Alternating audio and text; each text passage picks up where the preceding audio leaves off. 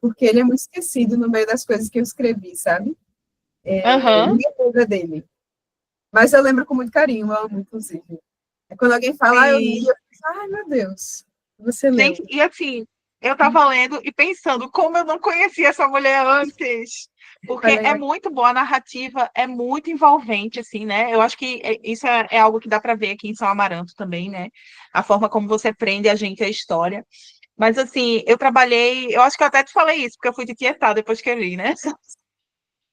Que eu trabalhei aqui massa. na sinagoga, no Museu Sinagoga aqui do Recife, durante 5 anos, né? E minha pesquisa de mestrado é sobre a Branca Dias, né? Que foi uma figura bem icônica. Ela é bem icônica na Paraíba também, né? Já confundiram com homônimas, inclusive, que era uma judia, né? Que foi perseguida pela Inquisição.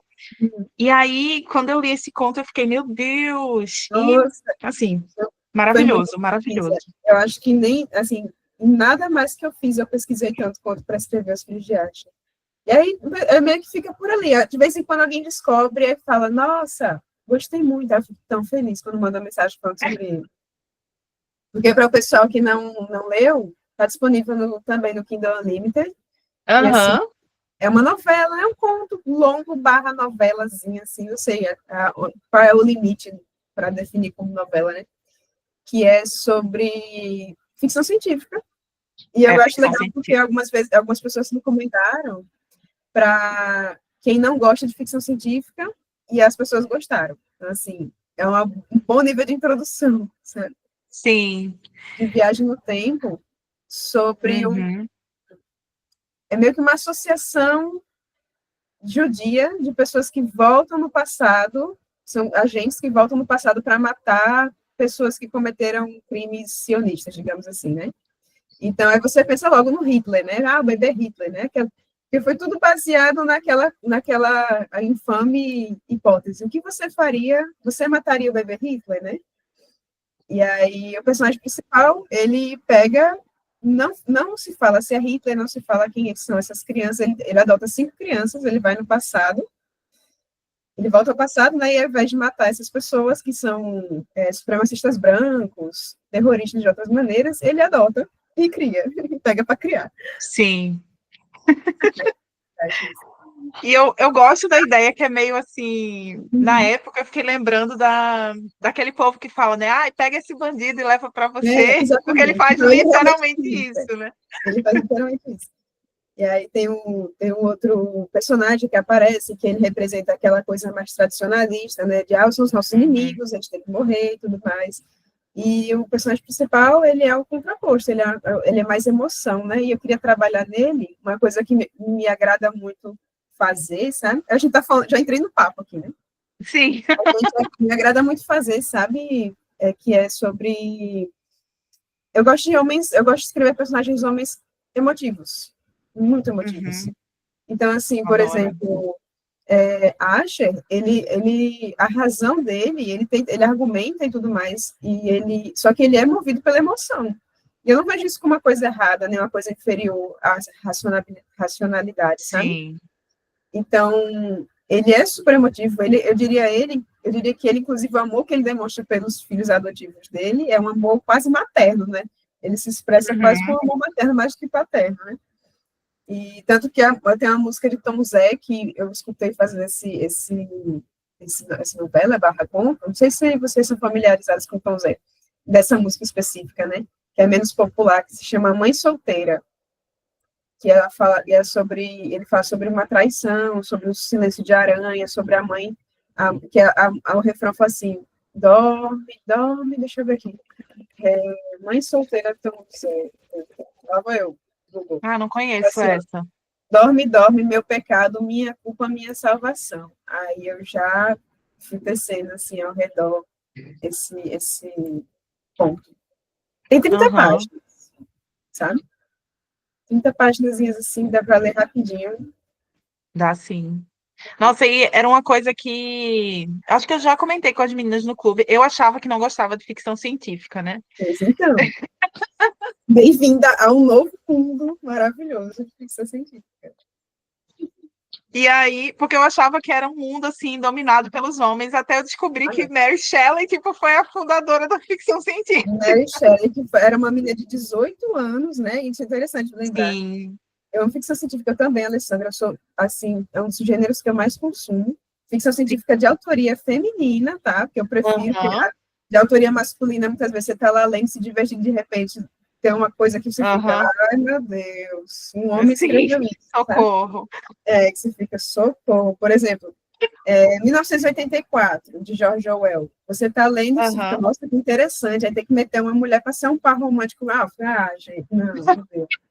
Aí, o Flores para Algernon, que é um livro, um livraço, quase impecável. Ele Ai, só já não me é indiquei. impecável porque bota uma mulher para ser o par romântico do. Ah, não. Aí quando isso acontece, eu fico, meu Deus, o homem escreveu isso. É. Mas aí não tem como falhar, sabe? Quando é uma mulher escrevendo, é muito raro falhar. E eu consumo Aham. muito ficção científica escrita por mulheres. E Mary Shelley, né? Mary Shelley, ela era uma menina de Sim. 18 anos. Ela estava lá. A história da origem de Frankenstein é muito incrível, né? Porque ela estava lá com seus Sim. amigos, que eram homens escritores, já reconhecidos e tal, trancados num castelo, brincando de criar histórias. E ela vai lá e, do nada, ela cria ficção científica, como quem está jogando Uno e comendo pizza, assim. Revoluciona a literatura para sempre, né? Ai, Pois é. eu mando muitas dicas lá no Instagram de literatura de ficção científica feminina. Sim.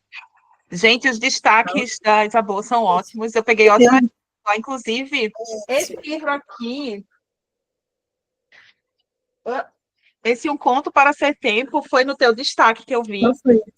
Ai, eu amo esse livro, Ruth incrível. Ozek. Gente, Nossa, livro um livro maravilhoso. incrível, fantástico. Tem um livro, tem um destaque aqui, tem um destaque no meu Instagram que é Quer Ler o Quê?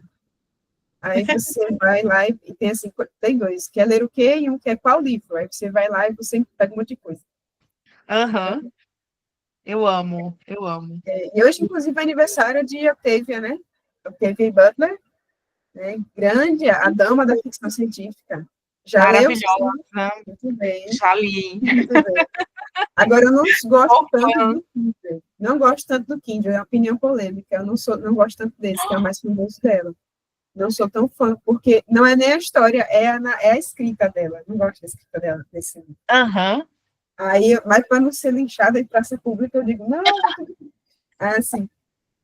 Mas eu amo a trilogia Xenogênese. Tradução terrível.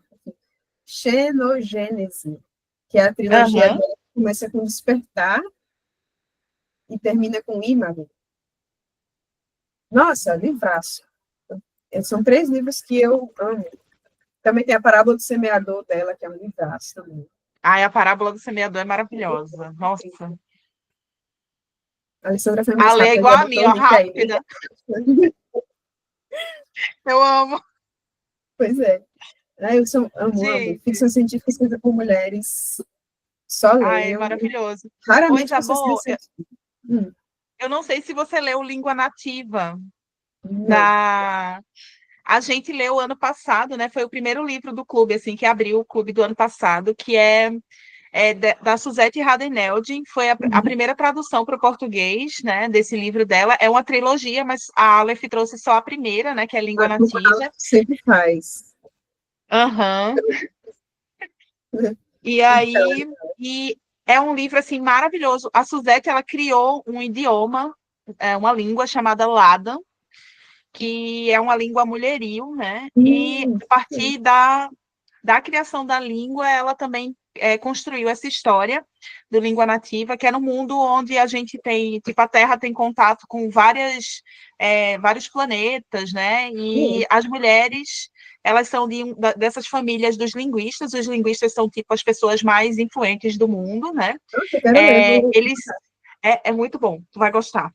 Que Não língua vou dar nativa. mais nada, porque vai que eu confunda com... Dei spoiler aí sem querer, porque eu sou dessa.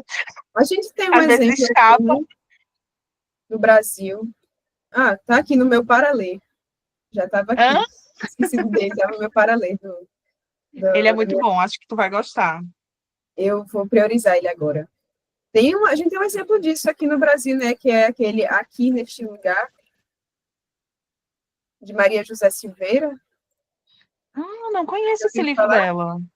É recente, eu acho. Não, é 2022, é recente. Hum, Ele é um romance distópico, né? Mas ele se uhum, passa na floresta amazônica. Então, ele foca em um matriarcado na floresta amazônica, uhum. sabe? Nossa, quero. Em uma época pré-invasão europeia. Uhum, É bom, o único problema dele é que ele é curto. Então, ela não consegue desenvolver o suficiente. Mas assim, é o único uhum. problema é que mas, assim, não consegue se desenvolver o suficiente. Mas eu entendo que isso é um problema editorial também, porque as editoras, de um modo geral, aqui no Brasil, não querem livros grandes, não querem editar um Game of Thrones, né? Uma trilogia gigantesca. Mas dá para ver que ela queria fazer uma coisa grande assim com isso, sabe? Maior, aham. Nossa, eu não sabia disso das editoras. Bom saber também. Porque é muito difícil você conseguir publicar um livro com mais de 300 páginas aqui no Brasil, Hum, de autoria, assim, de autor que não seja traduzido, né? uhum, sim, As editoras são mais reticentes quanto a isso. Mas, enfim. entendi. Vamos começar oficialmente agora? Já estamos conversando tanto, mas Aham. É, eu vou apresentar rapidamente a Isabel, vou ler a tua bio que está aqui no livro, tá? uhum. Mas, como eu estava dizendo no início, eu te conheci a partir de Naíla, né, que é minha amiga, Ah, Naíla Cordeiro, ah, e ela repostou o teu conto, e eu falei, ah, vou ler, né? E eu li, me apaixonei, fui procurar outras coisas que tu tinha publicado. Aí coloquei São Amaranto na minha lista e eu comecei a ler esse ano, né? Porque como eu vi que tinha algo envolvendo ditadura, né? Que envolvia toda essa questão mais pesada que tem relação com a nossa história, né? Eu falei, ah, não vou ler agora. Mas eu acho que eu li no momento certo. Eu acho que é um livro que dialoga muito com tudo que a gente está vivendo, né? Com o sim. nosso tempo tanto com a nossa história passada, mas também com a atualidade, em diversas coisas, assim. E quando eu li, eu fiquei pensando muito sobre, assim, uma série de questões sobre memória, sobre história. Eu acho que esse livro, ele tem muito isso de tu trazer um... Eu vejo como uma conceituação, assim, sabe? De tempo, de pensar o tempo, de pensar a memória, de pensar o roubo da história, né? O sequestro da história. E eu acho que esse livro deveria estar, inclusive, em todos os cursos de história do Brasil, não só nas escolas, né? Porque ele é uma aula, assim, de história sobre memória, sobre tempo, sobre povo, né, sobre nação, sobre Estado, né? Então, bom, mas a Isabel, eu queria também que tu falasse do teu nome, porque eu tô Ok. apaixonada. A Isabel É meu nome nasceu. mesmo. É meu nome mesmo. Eu já soube a história porque eu sou curiosa, perguntei a Naíla, Uhum. mas eu quero que Ela tu conte sabe. pra gente também. É, É, eu falo agora ou depois? Deixa eu vou só terminar aqui para. Uhum.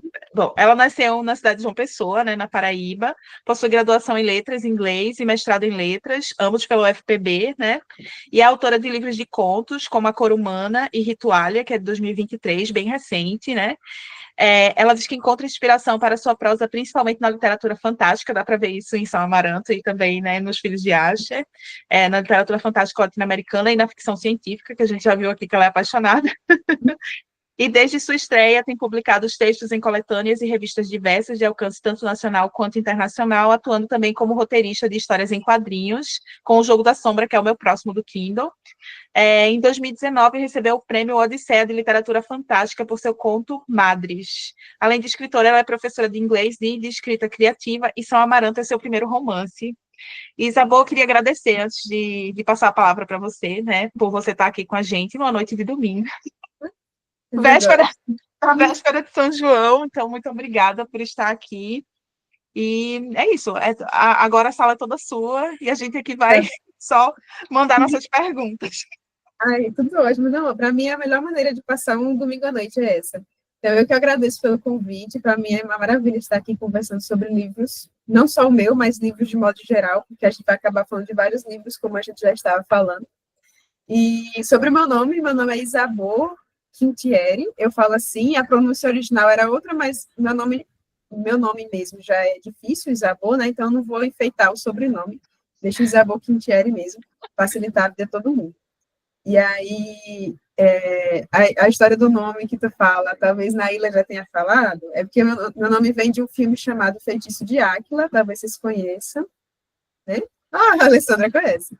Que é um filme de fantasia dos anos 80, e babado é que eu sou casada com um homem chamado Áquila. Então, assim, Isso aí explodiu essa minha cabeça quando eu é sou. a história do nome. Adoro contar isso para todo mundo. Então, assim, aí eu falo que foi o feitiço de Áquila, né? Então, assim, tudo já começou daí, né? A fantasia já começa do nome, já vem de um filme de fantasia, que é um filme sobre uma mulher chamada Isabeau, que se transformava em águia durante o dia e à noite se transformava em mulher, né? Enfim. Eu amo esse nome. Acho tudo a ver. Minha mãe tava, a caneta tava pegando fogo, assim, quando ela deu esse nome, assim, canetou, É uma assim, canetada. lá na maternidade, assim, foi ótimo. E aí, e um pouco mais sobre mim, realmente, as minhas inspirações principais são essas, mas eu também sou uma pessoa que eu leio muito e eu leio de tudo. E quando eu falo de tudo, realmente eu leio de tudo. Eu leio muito não ficção, eu leio não ficção de assuntos que não me interessam originalmente. Por exemplo, eu vou pegar um livro de não ficção de matemática, um livro de não ficção de física, de história, não sei o quê. Então, assim, eu sou bastante. Por exemplo, realismo mágico é o que eu mais escrevo, literatura fantástica é o que eu mais escrevo e é o que eu menos leio, porque eu leio muito mais outros gêneros. Mas isso é bom porque eu consigo pegar, transbordar, isso transborda para a minha literatura fantástica, entende? É o que eu mais gosto de escrever, apesar de não ser o que eu mais consumo. E meu primeiro livro foi A Cor Humana, eu espero que vocês tenham acesso a ele também, porque ele é o meu xodó. E acho que é isso para começar. A gente pode começar a falar de São Amaranto, eu acho. Sim. Vou deixar vocês puxarem a partir daí. Já deu uma introduçãozinha legal. Gente, eu vou fazer a primeira pergunta e depois, se vocês já quiserem ficar na fila, tá? Eu Uhum. acho que a coisa que eu mais queria saber quando eu comecei a ler é como tu teve a ideia para ele, né? Uhum. É, como foi esse processo, né, de escrita. Tu estava falando um pouquinho, assim, no início, assim, que tu chegou, né, que pensou em desistir várias vezes. Então, É, eu acho que a ideia e isso, assim, né, de como foi o teu processo. É, e aí, tu quer que eu passe para ler e ela faça a pergunta e aí depois tu responde? Ou tu prefere responder e acho depois... que uma por uma. Talvez uma por uma seja melhor. Mas, Tá assim, certo. se alguém aí for também escritora ou tiver inspirações a escrever, acho que isso pode até ser um alento, né? Porque esse livro demorou pra caramba para sair. Foi terrível. Enfim, mas é aquela coisa, a gente às vezes acha que porque tá difícil vale desistir, mas não. A ideia que eu tive, o que é curioso, assim, já chegaram para mim algumas vezes e falaram, você se inspirou naquele filme de Tom Hanks, que ele tá no aeroporto. Eu nunca assisti, eu não sei qual é o nome do filme, mas acho que vocês talvez conheçam, Acho que é que é um filme que terminal chega ou no aeroporto, germinal. terminal, Ah, alguma coisa assim. ah, E aí o país dele não existe, ele passa um tempão no aeroporto, ele fica no aeroporto durante todo o filme, né? E outra coisa que chegaram para mim e falaram, você se inspirou em O Homem de Taured, que é uma creepypasta, ou seja, uma história de terror criada na internet, né? Que é sobre um homem que ele veio de um país, chegou no Japão a trabalho, e aí depois ele sumiu, ninguém sabia de que país ele era, esse país não existia. Mas são coisas bem superficiais, assim, né? E, na verdade, não. Essa história me veio à mente com uma cena que, aliás, nem está no livro, foi excluída totalmente, que é a cena de um homem no avião, no caso Desidério, em que as pessoas ao redor dele, na hora de desembarcar, começam a achá-lo estranho. E ele começa a suspeitar dessa estranheza que as pessoas estão refletindo nele, porque as pessoas começam a estranhar o sotaque dele, a forma dele de falar e as próprias feições dele, como se fosse algo estranho. E aí, ao chegar no guichê, né, na coisa, ele apresenta seu passaporte, e esse passaporte é de um país que não existe. E essa foi a ideia original, que eu descartei essa cena totalmente, né? Mas que o núcleo dessa cena acabou virando a história em si, né? E aí foi muito complicado, porque eu sou contista, eu me autodenomino contista, né? Porque eu gosto mais de escrever contos, eu tenho mais habilidade, mais costume de escrever contos. E aí, num conto, eu poderia simplesmente acabar por isso aí, né? Mas eu sentia que a história pedia mais espaço, pedia mais coisas, pedia mais gente, pedia mais sentimento e tal. E foi crescendo. E aí também surgiu de Desidério, o nome, né? Desidério. Foi muito crucial para essa história. E eu me apeguei nesse nome.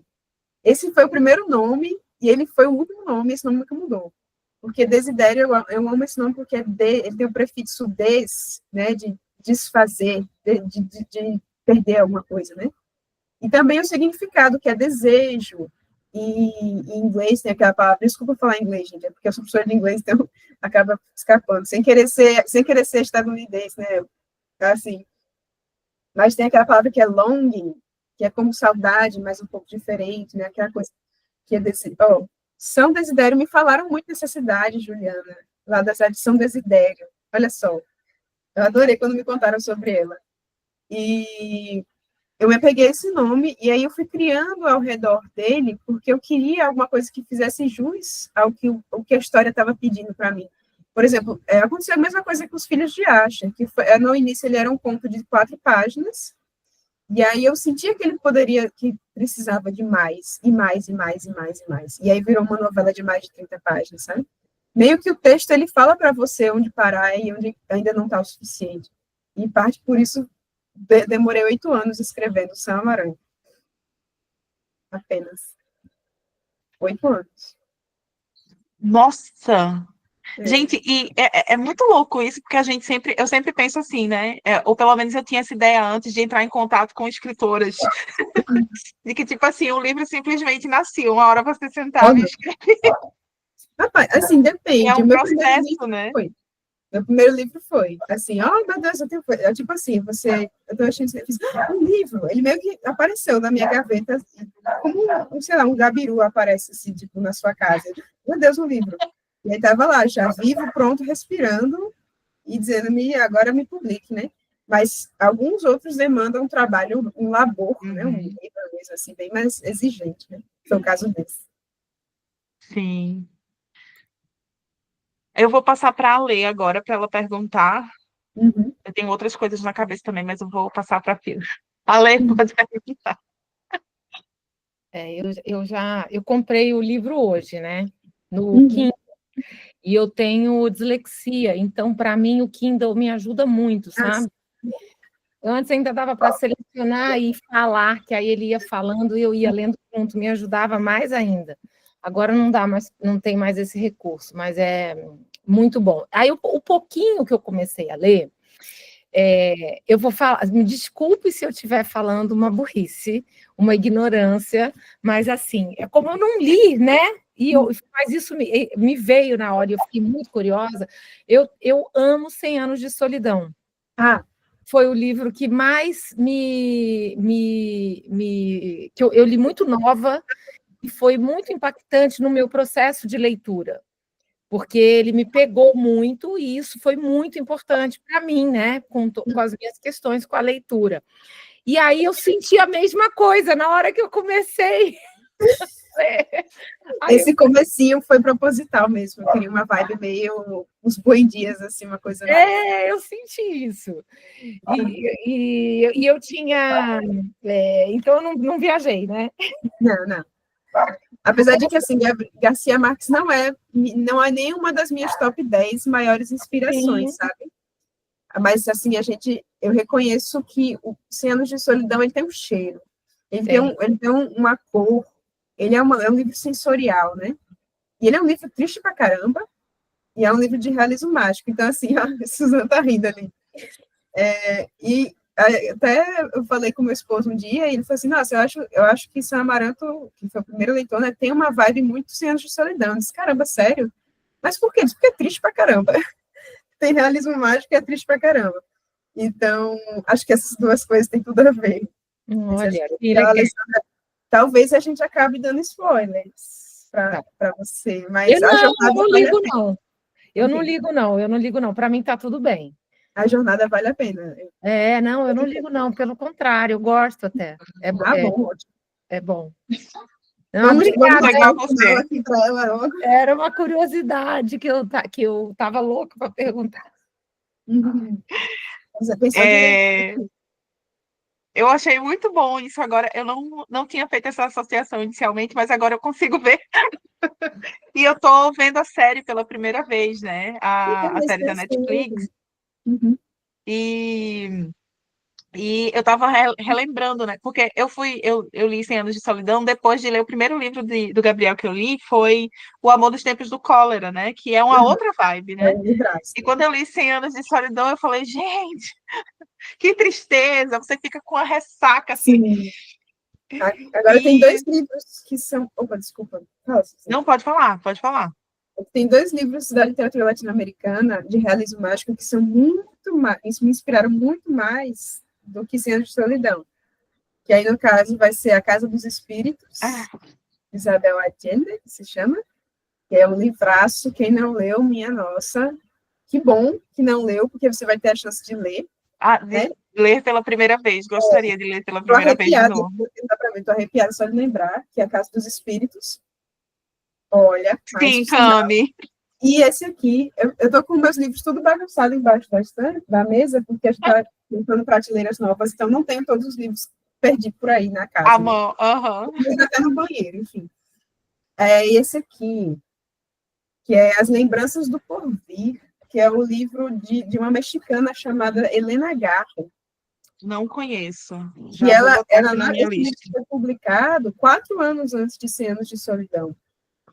E o próprio Garcia Marques diz que ele foi uma inspiração para Cem Anos de Solidão. Então, assim, esse Uhum. foi um livro que, cronologicamente, ele começou, o realismo mágico começou com esse livro da Helena. Mas ele não é lembrado, assim, não costuma ser lembrado. Eu vou escrever aqui o nome desse livro, que tem um título belíssimo, inclusive, que é As Lembranças do Porvir, Helena Garro. Então, esse foi o livro que realmente deu início ao. A gente é bem questionável, né? Deu início. Estou falando até como historiador, imagina. Mas, assim, ele é um livro que foi muito relevante, tanto para o próprio Garcia Marques. E não se fala tanto nele, né? É até uma editora pequena que traduziu ele aqui para o Brasil. E é um livro Uhum. que é a mesma coisa, que é aquela mesma ferida, né? Ditaduras latino-americanas, que o Uhum. realismo mágico, ele volta muito para isso. E o viver, apesar de, que é uma coisa que também está muito São Amaranto, né? Uhum. Nossa, Não, eu acho que uma das coisas que eu fiquei pensando, Isabel, enquanto eu lia, é muito assim, tipo, eu acho que quando a gente trabalha com história, por exemplo, né, essa questão do sequestro da história, né, é, ela é muito presente, né, principalmente quando a gente trabalha com grupos subalternizados, né, então se você trabalha com história da escravidão, né, com história indígena, com história das mulheres, são grupos que tiveram, historicamente, a sua memória arrancada, né, tem uma expressão da Rita Segato que eu gosto muito, que ela diz que é como se esse povo tivesse construindo uma tapeçaria que ela é rasgada no meio pela invasão, né? uhum, E é muito maluco, porque assim, parece que quando eu li teu livro, parece que você fez você deu pra gente a sensação, né? Tu falando de como 100 anos de solidão é sensorial, né? Mas tu dá a sensação pra gente do que é ter a memória arrancada, né? Porque simplesmente você atravessa uma fronteira, você chega do outro lado e o teu país não é só as tuas memórias pessoais, né? É tipo a tua identidade, né? Essa coisa que tu fala, né, de carregar o luto de um país inteiro, imagina, né? Tipo, se a gente carrega vários esses lutos, né, enfim, né, pessoais, etc. Imagina de um país inteiro que simplesmente desaparece, né? Você não tem mais referência, né? Então uhum, eu acho que meio que assim a gente consegue sentir a sensação do que é ter a memória arrancada, né? E num país como o Brasil, né, que passou por uma ditadura onde tem gente que desapareceu até hoje, a gente não tem notícia, né, de várias dessas pessoas, ou muitas partes da nossa história foi arrancado da gente, né? Isso é muito simbólico, né? Isso é muito importante, né? Então, eu queria saber também, assim, de tu, como foi é, essa questão mesmo de construir esse desaparecimento do chão do Desidério, né? Porque é muito louco ele descrevendo onde o país ficava, os rios que atravessavam, o formatinho de peixe, né? uhum. Todas É, essas coisas simplesmente sumirem, né? Eu fico muito feliz quando dizem assim que deu para sentir, que é uma coisa que falam muito sobre esse livro, que é eu consegui sentir, né? Eu fiquei angustiada, eu senti com ele e tudo mais. Era a intenção, porque uma das coisas que eu gosto, a literatura tem muitas funções, mas uma das minhas que eu acho mais admiráveis é empatia, conseguir provocar o sentimento, pegar esse sentimento e colocar em você, jogar em vocês, né, assim, sabe? Com palavras, que não é só escrever a palavra, tipo, você vai se sentir triste, que isso é uma coisa que eu até falo nas aulas de escrita criativa, não é só você dizer, ele estava triste, é você fazer você sentir a tristeza dele, né?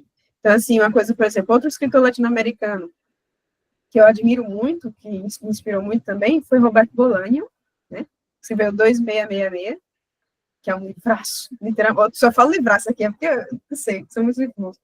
É um livro enorme, de 600 páginas, e esse livro, ele tem um trecho dele que eu escrevi, uma coluna inteira de um site do Literatura BR só sobre esse capítulo, em que ele fala sobre feminicídios, sobre os feminicídios que aconteciam no México, feminicídios que estavam acontecendo no México. E aí ele vai falar sobre o assassinato de centenas, dezenas de mulheres, e a cada uma delas ele atribui um nome, uma idade, uma família, uma personalidade, uma vida e uma morte, entende? Então, assim, são centenas de páginas de mulheres morrendo. E no final desse capítulo tem um momento em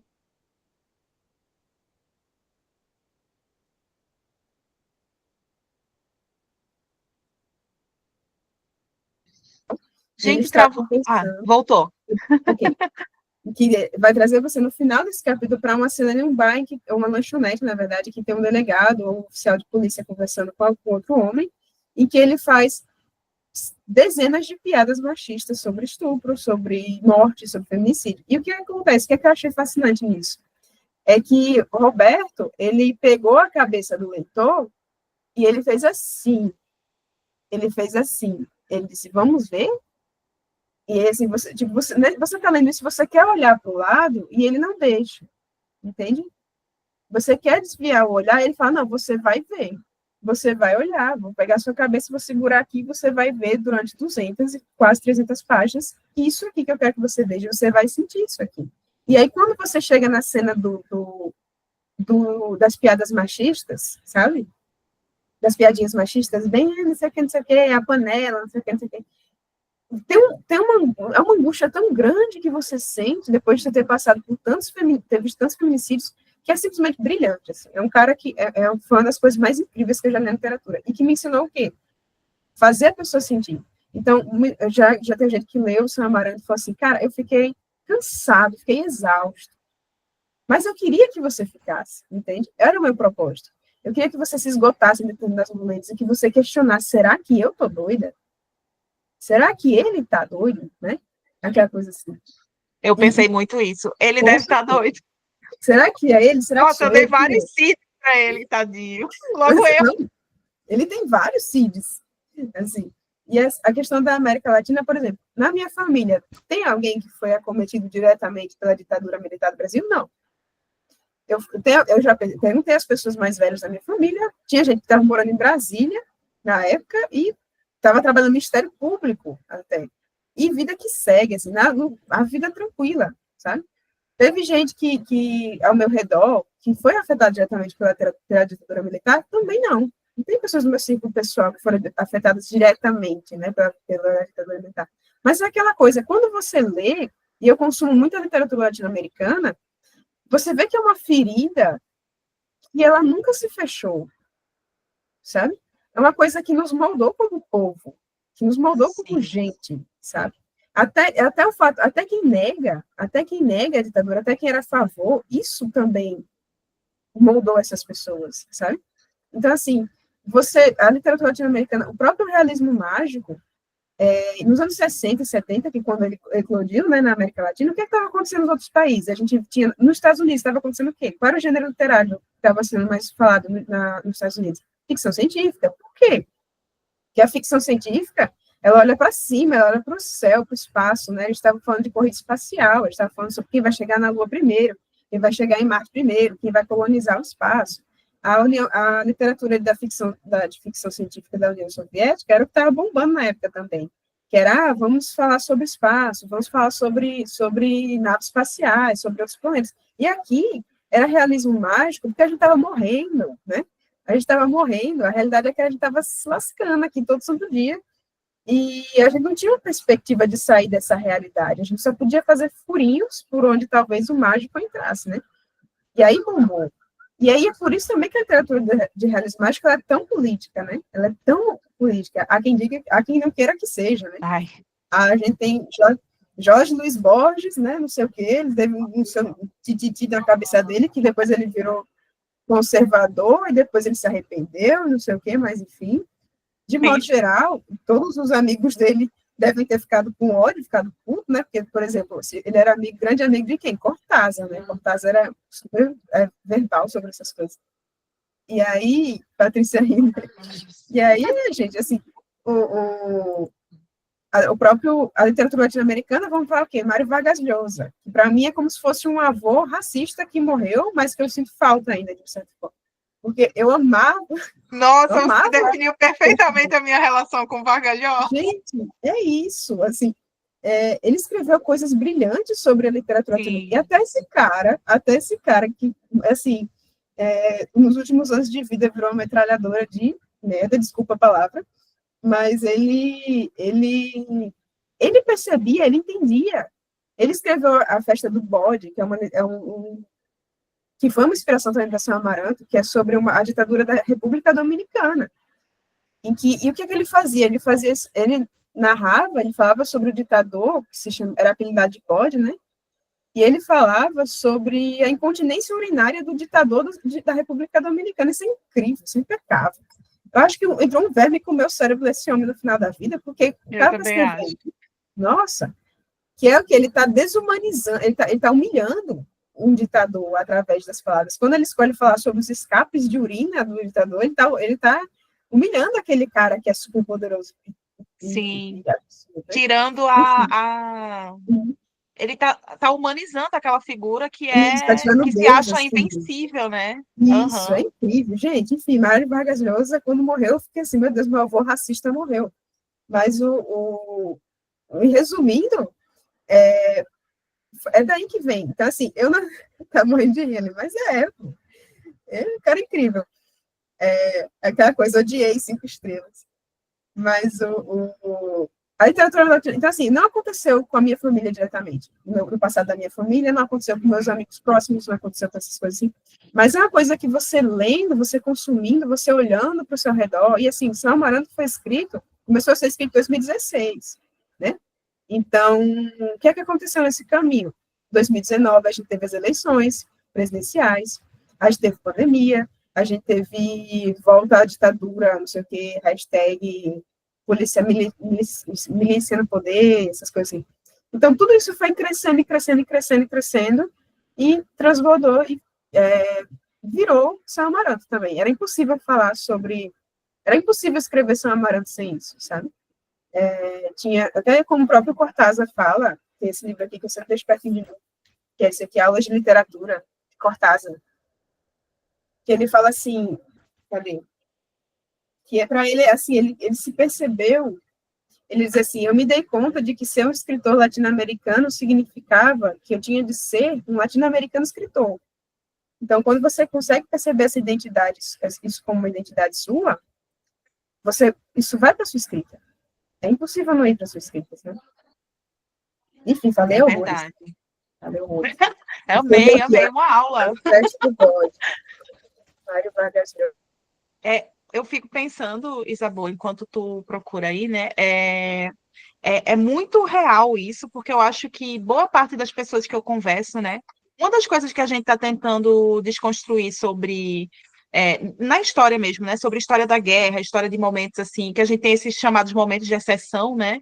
É essa questão justamente de entender como a vida, como o cotidiano ocorre, apesar disso, né?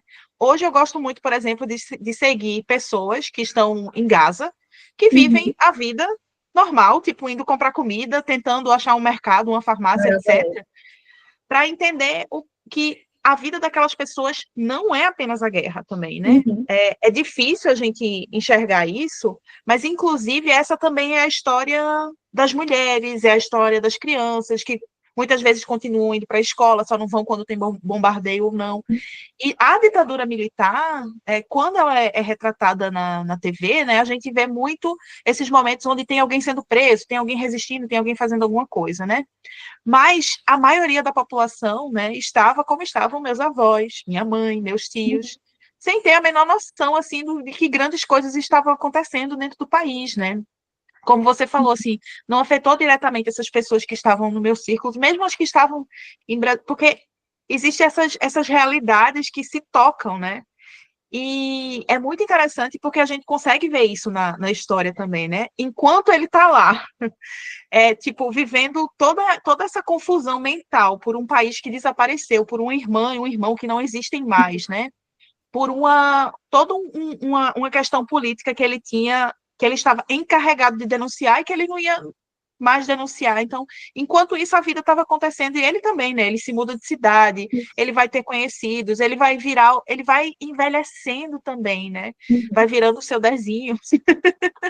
E é muito maluco isso, né? Porque a gente vê. E eu achei genial isso que tu trouxe do realismo mágico, da gente entender a literatura conectada com o tempo presente, né? Eu acho isso. Eu acho que você deu uma aula aí, foi brilhante. E eu e Cami estava conversando essa semana sobre a Isabel Allende. A gente ouviu um podcast dela, né? E ela fala que existe um limite muito tênue entre a fantasia e o realismo mágico. Ela até usa um exemplo, né? Ela diz assim, tipo, porque o realismo mágico, ela diz, é isso, é centrado na realidade, né?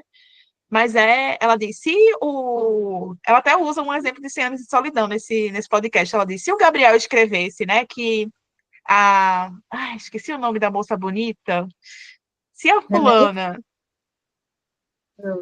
Como? Era Remédios? Não, Remédios era a menina, né? Remédios era a esposa do... Ai, gente... A menina que foi casada com... Sim, que ela voa, né? Então, tipo, ela disse, se ele escrevesse, ela saiu voando com o vento que deu, isso aí era fantasia, mas ele escreve, enquanto ela estava lá, né, pendurando os lençóis, ela voou, né? E ela diz, essa linha é muito tênue, mas é porque é isso, né? Era um pouco de mágica que a gente queria ver no cotidiano, porque o cotidiano era duro demais, né? Então, é uma literatura conectada com esse tempo e com os acontecimentos históricos, né?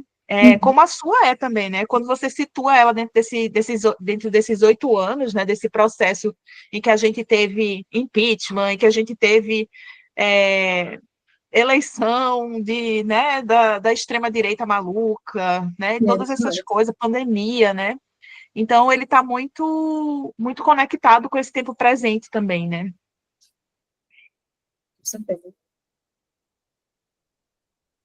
Ai, nós estou pensando vários pensamentos pensantes.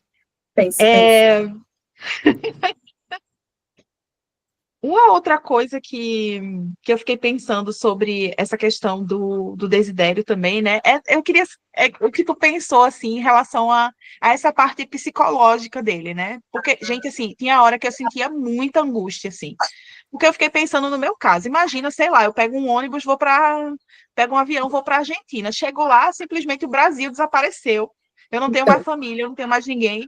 Eu acho que leva o indivíduo ao limite, assim, tipo, a partir de agora eu não tenho mais sanidade, né? Isso. E eu fiquei tentando me colocar no lugar dele, então eu entendo como você consegue fazer a gente sentir isso através da escrita, e fiquei pensando, cara, eu já estaria maluca muito mais do que ele, inclusive, né? Ele segurou bem as pontas, assim. Eu fiquei pensando, cara, talvez eu tivesse simplesmente, assim, sabe? Mas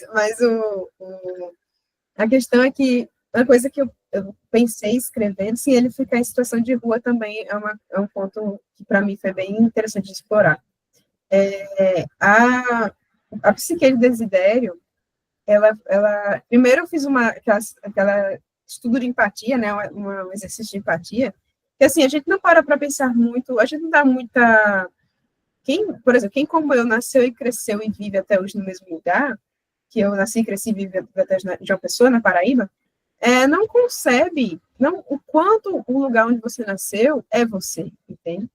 Então, assim, aqui estão minha família, aqui estão os bairros que eu conheço, aqui estão as ruas onde eu vivi, estudei, aqui estão as casas, aqui estão os pontos turísticos, aqui estão as pessoas, principalmente, aqui está toda a minha história. Então, eu não penso sobre isso no dia a dia, né? Mas para escrever Samarata, eu tive que pensar e reconhecer que se tirasse Paraíba, acabou Paraíba, onde é que eu estava? Né? Porque foi aqui que eu cresci, foi aqui onde eu nasci, foi aqui onde eu vivo, é aqui onde meu filho nasceu, é aqui onde meu marido nasceu, onde eu conheci meu marido, onde eu viajei com meu marido. Então, assim, tudo isso, a minha vida é basicamente passada aqui. Inclusive, eu passei pouquíssimo tempo fora da Paraíba na minha vida inteira. O máximo que eu passei foi uma semana. E até ano passado eu nunca tinha pegado nenhum avião, inclusive, que eu só tinha ido para Recife e voltado. Era tipo isso, assim. Então, fazer o quê? Assim, e aí eu me alimentei disso, né? E também, também me inspirou muito o fato de uma pessoa na minha família, que é um homem que tem toque, assim, um toque bastante severo e paralisante, né? Então, assim, principalmente nessa fase dele como morador de rua, que tem no livro, eu me inspirei muito nessa pessoa que tem uma saúde mental bastante prejudicada e que tem uma certa coisa, um certo momento de esquizofrenia, né, em que ele começa a alucinar que aquela estátua é a estátua do ditador do país dele, ele precisa matar aquela estátua, né? E, assim, a ideia de que assim, por preconceito com saúde mental, que agora eu não lembro qual o nome se dá, psicofobia, né? Essa pessoa da minha família também, ela mora numa cidade interior, na Paraíba, ela era vista como um doido, né? Ele era chamado de um doido da rua, um doido da cidade. Então, às vezes, quem é esse doido, né? Quem é esse doido? De onde ele vem, para onde ele vai, o que aconteceu com ele, por que ele está doido, né? Que eu transportei muito disso para Desidério. E outras coisas, tipo, questão de depressão, esquizofrenia. Eu, particularmente, não tenho essa vivência. Eu tive, depois de escrever o livro, eu tive alguns acontecimentos, mas aí já não tinha nada, não influenciou, não tinha como influenciar. Mas o livro em si, ele foi observando pessoas que têm uma saúde mental, homens principalmente, que têm uma saúde mental mais debilitada, que dentro do meu campo familiar, e fazendo esse exercício de percepção de eu mesma enquanto o lugar de onde eu vim, sabe? Que quando você é uma pessoa que não sai muito do seu lugar, de onde você veio, você não para pensar, né? Alguém falou alguma coisa aqui. Foi sobre a situação de rua, Foi bem legal escrever essa parte. É legal. Nossa, tu falou agora, eu lembrei de uma outra coisa uma vez eu estava lendo, eu acho que foi Americana, da Chimamanda Adichie, né? Você conhece a autora. Que é um livro que ela fala muito sobre esse processo de migrar, né? Ela disse que só se percebeu como negra, por exemplo, quando ela chegou nos Estados Unidos, porque na Nigéria ela era só nigeriana, né? E faz muito sentido isso, né? E eu li esse livro quando eu estava fazendo o meu doutorado de sanduíche em Portugal, e que eu me sentia completamente estrangeira, né? Então, esse sentimento de você não ser dali, né? Então, claro que não é uma coisa... Eu não tinha perdido o país, né? O Brasil ainda existia, minhas referências, minha mãe, etc., mas você sente esse deslocamento, né? Essa desconexão, apesar de você estar ali, mas ali não é também esse lugar de referência, como tu falou, né? Que você tem, que é tipo as suas raízes, quem você é, a sua identidade, né? Então, eu acho que eu entendo muito essa questão do Desidério, né? Quando ele está pensando sobre isso e o quanto isso desestabiliza, né? É como você perder o chão, né? Então eu acho que faz muito sentido isso que você coloca, né? Ele ficar maluquinho às vezes, né? Porque, cara, ele perde. Você não Ele perde ficaria? completamente. Eu, por muito menos, estaria doida. Exatamente. Inspirada, Por assim, muito menos. Isso, e a principal inspiração do livro, mais do que qualquer outra coisa, foi a série da HBO The Leftovers, que eu faço uma pregação muito grande dela, que é uma série bem curtinha. Não assisti ainda. Que é sobre 2% da população mundial desaparece, né? Do nada, e não se explica, e fica por isso mesmo. E aí vai observar o que acontece com as pessoas que ficaram, o que acontece com quem perdeu alguém que sumiu, né? Vou escrever aqui o nome da série. Quero fazer essa pregação aqui, The Leftovers. E assim, você pode pensar, 2% da população mundial não é nada, não, é milhões de pessoas. E é um evento que afeta todos, sabe? Acho que está disponível na Max agora. É bem curtinha, dá para ver bem pouquinho. E aí esse sentimento me pegou muito, e foi uma das principais inspirações para Ação Amarela também, dessa série. Isabela está com a mão levantada e também teve uma pergunta de Juliana. Ó, Daniela já viu, pode confirmar que é boa. Tá, deixa eu ver a Oi. pergunta aqui. Vocês querem responder a primeira pergunta?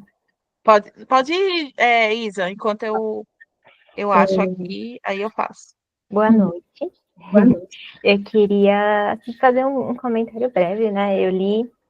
Eu acho que eu li em 2 dias, eu li assim, e eu fui me aventurando, e eu falei, gente, eu não consigo parar, e eu não dormi, eu queria terminar, porque eu fiquei assim, pensando, ele tá louco mesmo, né? Ou será que Nem ele isso sabe. aconteceu? Sabe quando a gente fica meio assim, fala, ai meu Deus, mas aqui, ó, e aí eu ficava investigando, aqui falou isso, então eu acho que ele tá louco, mas aqui ele tem um pouquinho assim, você fala, não, isso aconteceu mesmo, né? Então, enfim. E aí, são um comentário assim que eu achei que me pegou muito a situação de rua. Eu moro em São Paulo e eu sou de Minas, né? Então, eu me lembro eu vim para cá com 15 anos, junto com a minha família, e eu lembro que eu ficava olhando essas pessoas na rua que não tinha, né? Na cidade que eu nasci, não era tão grande quanto aqui. A quantidade de pessoas tinha sempre assim, né? Aquela pessoa, o louco da praça, né? Acho que toda cidade do interior tem. E aí eu fiquei pensando muito, assim, falei, gente, cada um deles tem uma história, né? Cada um deles tem um plano de fundo ali, o que levou eles a estar ali. É um pensamento que eu já tenho e o livro me despertou muito. E aí a gente vê as pessoas realmente assim, gritando sozinhas, falando com as coisas, né? E me pegou bastante. E aí, até emendando nessa pergunta da Juliana, né? Outra coisa que eu achei muito bonito foi, acho que foi um capítulo inteiro dedicado para a relação dele com a mãe. Eu fiquei até assim emocionada. Eu acho que foi um livro que trouxe muitas emoções diferentes, né? A gente ficava, ai, que fofo, ai, que triste, ai, que agonia. Eu fiquei assim, esse capítulo eu até voltei para ler de novo. Eu falei, gente, que história linda e que triste que ele perdeu isso, e da maneira que foi tirada dele, né?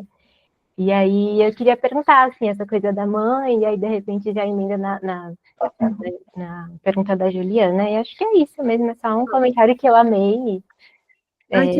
Me identifiquei com muitas coisas dessa parte de você migrar, né? A gente migrou de Minas para São Paulo, nem é assim uma coisa muito extrema, mas eu acho que tem uma coisa assim, olha essa paisagem, né? Então assim, a gente ia para Minas nas férias e voltava para passar o ano aqui. E aí eu ficava, essa montanha, eu vou ver só daqui a um ano, né? Nossa, que lindo. Tem essa agora. montanha daqui a um ano, E aí a gente voltava nas próximas férias e falava, nossa, aquela casinha, né? Demoliram. Tiraram aquela casa, essa rua fechou, aconteceu isso. Então, tinham muitas partes assim pequenininhas. Eu grifei o livro inteiro, né? O meu Kindle aqui tá com, sei lá, 300 notas, mas que ótimo. É muito bonitinho, eu gostei muito. Adoro. Depois eu gosto de ver as notas direitinho. Assim, onde foi que eu traumatizei mais? Obrigada, Isabela, fico feliz. Isso da mãe dele é que eu tenho um certo ódiozinho, porque muito se fala nos pais dos personagens principais das histórias e quase nunca se fala nas mães. Inclusive, um livro que, para mim, foi muito marcante nisso foi Duna, que é de ficção científica. É Duna, aquele que tem um livro um filme que foi adaptado recentemente. Que filme incrível! Em que o personagem principal, que ele é um Messias, e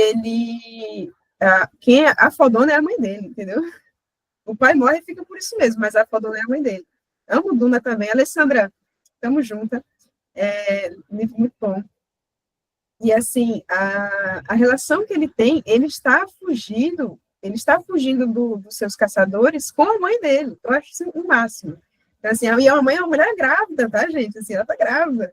Eu acho o máximo, assim, tipo, mulheres grávidas poderosas, assim, que são personagens ativas e o poder mesmo, o poder político das tramas e tal. E a mãe dele, a mãe de Desidério, eu escrevi essa história antes de ter filho, né? Então, assim, eu estava trabalhando essa história antes de ter filho. Quando eu publiquei, ela já estava meio que quase 100% pronta, né? E aí, mas eu queria, eu fui motivada por essa coisa de que eu queria uma relação com a mãe, porque essa relação existe, né?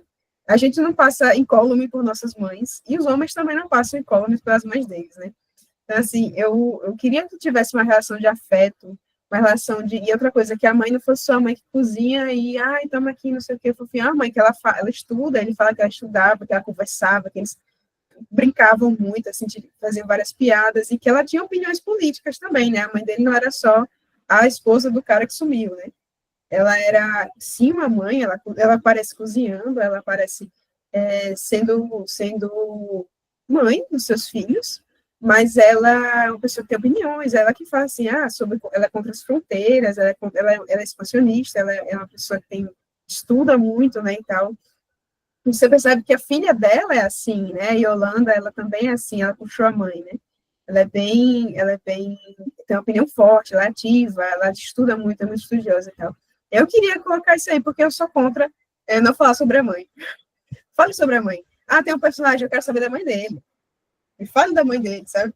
E aí eu resolvi colocar isso aí. E realmente, por exemplo, eu tentei colocar, até eu pensei, quando eu estava escrevendo, colocar um relacionamento amoroso no meio.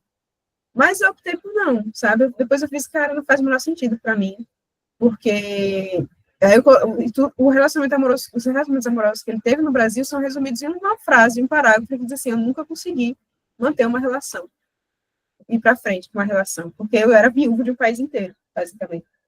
E aí, isso resume, basicamente, as aventuras que ele Eu passou. adoro essa frase, inclusive. Ela está destacada aqui. Quem ia querer viver com um viúvo de um país inteiro? Tem até a vizinha dele tenta chegar, ele faz, bom, eu sei que o ex-marido dela era doido, mas também acho que eu sou pior, então acho que é melhor deixar quieto, né? Tem uns momentos assim. Eu gostei da pergunta. E a pergunta de Juliana, eu acho que foi sobre como é que eu faço sendo mulher, mãe, esposa, sou professora também, que é educação básica, né? Meu Deus, não faço. Alguma pra ti vai ter que cair, não dá para equilibrar todos. Por exemplo, eu passo... Mas, assim, eu sempre fui uma pessoa, sempre fui uma escritora que escreveu pouco. Então, assim, eu não me forço a escrever muito, eu não me forço a escrever todos os dias, eu não tenho essa ideia produtiva da criação.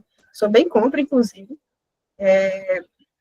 do produtivismo literário. Não, eu escrevo quando eu quero escrever, quando eu acho que eu tenho vontade, quando...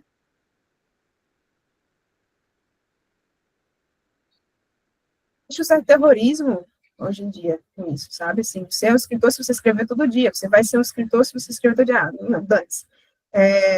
Então, assim, eu escrevo pouco, menos ainda hoje em dia, e São Amaranto foi publicado porque ele já estava quase pronto, como eu falei, né? Ele foi publicado após o parto porque ele já estava quase pronto, porque nunca que eu ia conseguir terminar esse livro com um bebê agarrado nos meus peitos, sabe?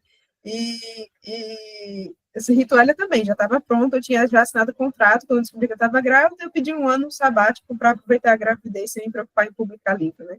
Aí a editora fez, não, tudo bem, sem problemas, aproveita.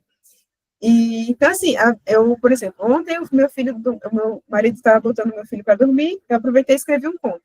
Eu estava com uma ideia na cabeça, sentei e escrevi um conto. Mas, de modo geral, nem sempre vai dar. E tá tudo bem, eu não fico me culpando, eu não fico exigindo, eu não fico falando, eu não sou menos por isso, sabe? Eu sou bem de boa com relação a isso. Nossa, gente, aulas, né? Porque eu fico pensando, Isabel, que a nossa medida, ela é sempre a medida de um homem escritor, geralmente rico, geralmente com uma mulher que apoiava, que revisava o trabalho dele, né? Então, assim, eram aquelas pessoas que escreviam livros gigantescos, né? Então, e eu trago isso para o mundo acadêmico também, porque eu acho que quando eu entrei, eu achei que eu ia escrever uma tese de 500 páginas, que eu ia revolucionar. E eu falei, cara, eu não tenho a condição de fazer isso, porque a gente escreve quando dá, a gente escreve quando pode, imagina, né? Tipo, então eu amo que você já rompe com essa questão.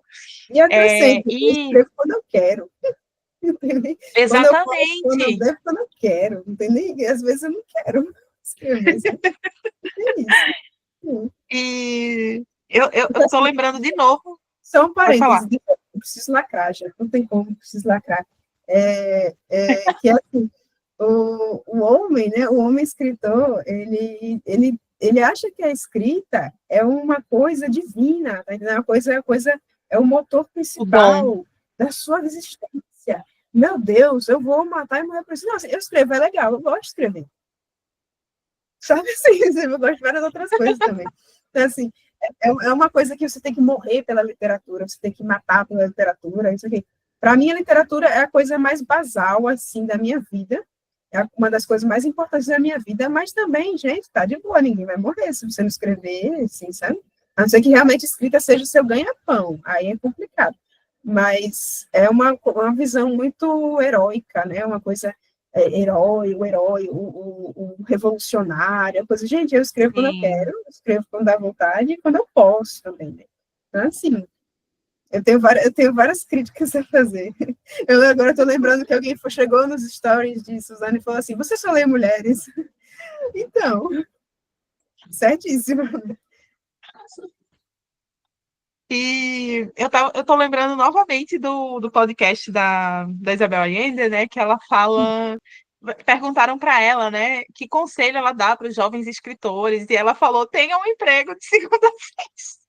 Eu diria a Ela mesma disse: a coisa. gente tem que ser prático, né? Ela falou: nem todo mundo vai conseguir, tipo, ganhar o dinheiro, ganhar a vida com isso. Só deixe o seu emprego de segunda a sexta quando você tiver um contrato muito bom, ela falou. Nossa, eu observo, assim, principalmente autoras jovens, quando eu falo jovens 30 ou até menos, e que elas têm uma frustração muito poderosa, porque achavam que, alguém disse, elas achavam que elas iam conseguir se sustentar com literatura. Bem-vindos ao Brasil, sabe? Aquela coisa, a mesma coisa que eu digo, eu diria a mesma coisa que a Isabel Allende também, que busque um emprego que você não odeie e que lhe dê tempo suficiente para você escrever, fazer as coisas que você gosta. Então, assim, felizmente eu consegui passar no concurso, então eu tenho meu empreguinho ali estável, que me dá tempo suficiente para escrever quando eu quero e para ler muito mais, né? Porque eu leio muito mais do que eu escrevo. Então, assim, é crucial. Crucial.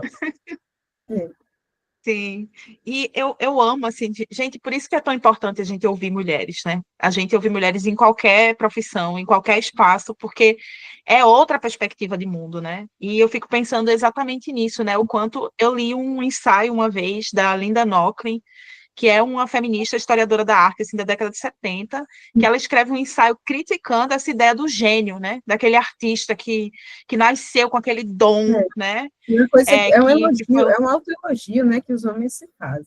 Sim, adoram, né? Aí ela fala, né, de tipo, aí ela pega aquela coisa da Virginia Woolf, de falar da irmã de Shakespeare, né, e ela fala da irmã de Picasso. Ela diz, provavelmente, se tivesse uma irmã de Picasso, ela não teria as oportunidades que ele teve, o espaço, né. Me pega muito a história da esposa de Tolstói, toda hora eu volto para isso, que Tolstói escreveu, se tornou um grande escritor da literatura internacional, e ele é realmente muito bom, assim, não estou desmerecendo o trabalho do cara, porque ele é isso tudo mesmo. Mas a esposa de Tolstói também queria escrever. Ela escreve nos diários que ela também queria ser escritora. Mas eles tiveram 15 filhos, cara. Tiveram 15 filhos. Meu amigo, o que o cara vai fazer? Eu com um, às vezes não dou conta. Aí, assim,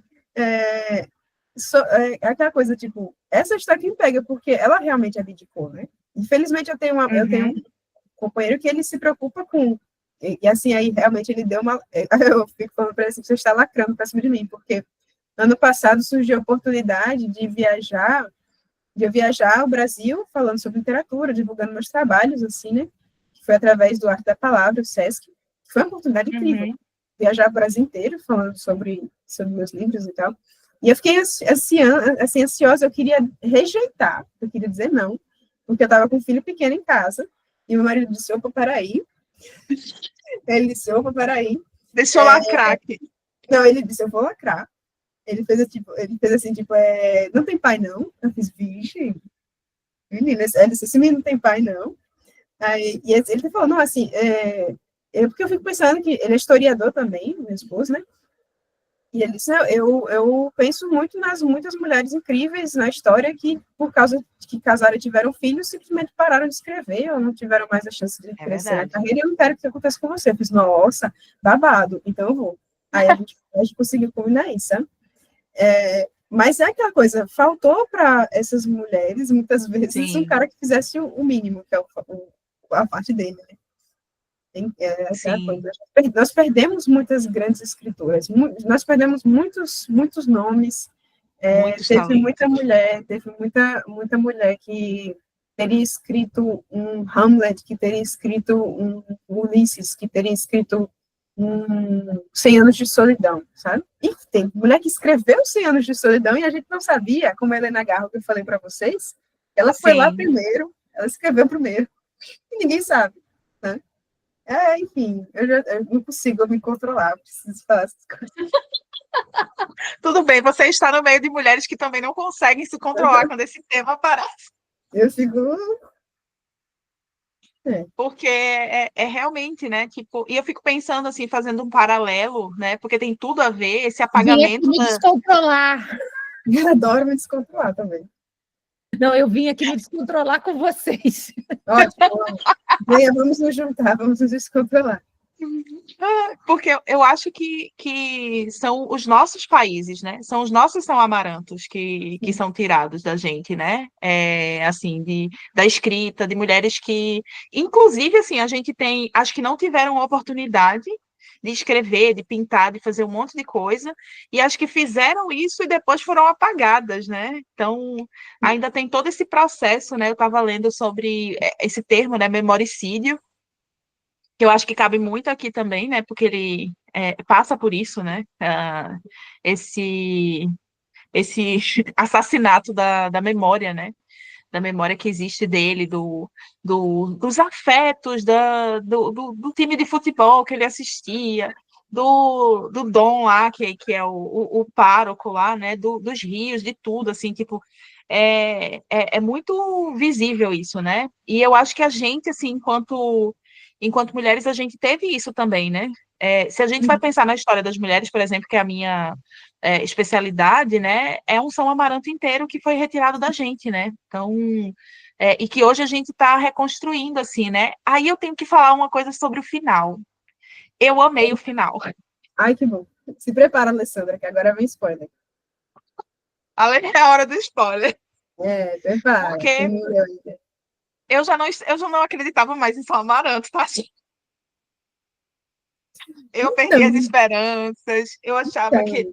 Então, assim, para mim, enquanto historiadora, é também uma forma de dizer, é possível, sabe?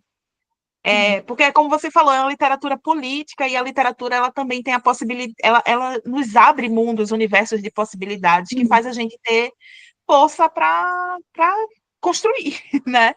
Então, quando eu li aquele final, eu fiquei muito emocionada. Eu falei, Foi muito divertido fazer isso. Eu amei fazer isso, porque eu gosto muito de escrever histórias que são círculos. É uma coisa que, meu Deus, eu sou viciada em círculos. Assim, enfim, né? O que é que você gosta? Círculos. Aí eu sou o oposto da pessoa que tem tripofobia, né? Eu gosto muito de círculos. Aí, eu queria que fosse também uma volta. Eu queria que o livro terminasse onde ele começou, que é na cova do avô dele. E eu tinha uma cena na cabeça, eu tinha um sentimento que eu queria que ela transmitisse, e eu consegui, nossa, fico tão feliz. E foi difícil, foi luta, mas eu consegui. E é aquela coisa do país, ele, para quem vai ler ainda, ele volta, ele ressurge depois da redemocratização do país, né? Na qual, inclusive, os irmãos de Desidério tiveram participação, né? E aí ele do nada, aquele país que ele passou a vida inteira achando que nunca iria voltar, desculpa, Alessandra, não queria voltar, ele tá ali de novo, ele aparece nas notícias, ele abre um jornal, e tipo, o capítulo começa, essa parte começa bem rotineira, né? Ele já tem uma rotina no Brasil, ele é um velhinho, ele é um senhor, e como todo senhor, ele tem sua rotina, né? Ele vai na banca de revista, ele era jornalista, então ele gosta de ler notícias, ele começa pelas municipais, depois ele vai para as estaduais, depois ele vai para as internacionais. E aí ele abre as internacionais, tem lá, São Amaranto da Redemocratizada. E aí ele vê o nome que ele procurou a vida inteira São Amaranto, lá, grandão, assim, a ditadura mais longa da América Latina termina. Aí ele fica, o quê? Ele vai falar com as pessoas, ele vai perguntar, e todo mundo age como se tudo bem, tudo sempre foi assim. E ele volta, né? Ele volta. Isso aqui é a coisa que eu achei mais bonita de fazer, que é dar a chance de voltar. E assim, tudo bem que ele volta tendo perdido tudo, né? Mas mesmo assim, mesmo só o ato de chegar lá, de ouvir o som das pessoas que falam como ele, de ver Sim, o resto da família, nossa, de ver o resto da família dele, que é uma pessoa só, mas é uma pessoa. Tá? Tipo assim, você pode pensar, caramba, acabou todo mundo, só ficou um, mas ficou um, sabe? Ficou um, tem uma pessoa lá, que é dele, uma pessoa que é dele, que tem uma relação com ele que ele não tem com ninguém, que é a relação sanguínea que ele não tinha com ninguém, né? E tanto que a última cena mesmo é ele lá, ele levanta os olhos para o céu e ele escuta, sente os cheiros que ele sentia, ele escuta os sons que ele ouvia naquela cena que ele era uma criança, sabe? Então, assim, nossa, eu fiquei feliz demais de escrever. Mas, ao mesmo tempo, também tem gente que fala assim, ele voltou mesmo? Será que ele voltou mesmo? Será que ele tá doido? Aí aquela coisa, é o paradoxo, é o Dom Casmurro, né? Ele é um pouquinho Dom Casmurro. Será que traiu ou não traiu? Aí é com você. Traiu ou não traiu? Aí é com você, já não é mais problema meu. Será que ele morreu? Porque tem isso, Isabela, tem esse O momento paraíso também, né? dele. Ele disse que ele vai começar a tomar remédio. No capítulo anterior, no último capítulo que ele fala em primeira pessoa, ele diz que ele vai começar a tomar remédio e ele dá a entender que ele vai fazer uma overdose, vai provocar uma overdose. Então tem essa leitura também possível. E eu fiz de propósito, para ficar ambíguo de propósito. Tipo, ele pode se matar também, e ele está tendo uma alucinação no final, sabe? Mas o capítulo. Aí é com vocês. Fica a critério de vocês. Essa é a parte do mágico, vou deixar o realismo. Deixa o realismo mágico agir no seu coração. Uhum. Nossa, eu amei, porque eu senti isso também do círculo. Agora, quando você falou, faz todo sentido, né? E pensar, assim, a forma... Gente, eu sou fascinada como o tempo é representado, né? Deve ser porque eu sou historiadora, talvez.